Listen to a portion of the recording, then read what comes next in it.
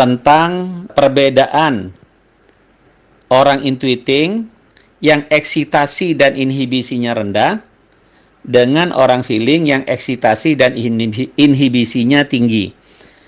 Jadi orang intuiting itu begini loh kira-kira, karena dia eksitasinya rendah, inhibisinya rendah, jadi dia kalau dieksitasi atau dimotivasi, bukan itu yang membuat dia berubah seketika. Seperti orang nonton bioskop, begitu keluar bioskop tiba-tiba dia nonton film jagoan, nonton Rambo misalnya, tiba-tiba dia bergaya seperti Rambo.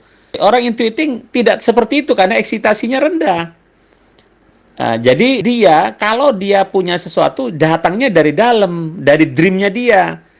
Maka sebetulnya diskusi paling menarik pada orang intuiting bukan diskusi tentang hilir, tapi diskusi tentang hulu, tentang filosofi, tentang visi misi yang membuat dia nanti tercerahkan. Sehingga ketika tercerahkan, tampillah dia menjadi seseorang yang berpikiran maju.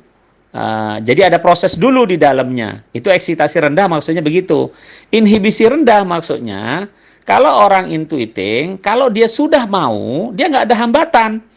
Dia nggak ada hambatan di dalamnya karena dia bisa kerjakan. Itu makanya kadang-kadang kalau orang intuiting udah kerja, sampai lupa hari, lupa waktu, dia ngebut aja terus, jalan aja terus, dan terkadang istilah mudahnya, sampai kemudian dia ibarat mobil tuh nabrak baru dia berhenti gitu, kira-kira gitu. Sampai dia jatuh sakit, kecapean baru dia berhenti dengan sendirinya karena sudah menemukan motivasinya.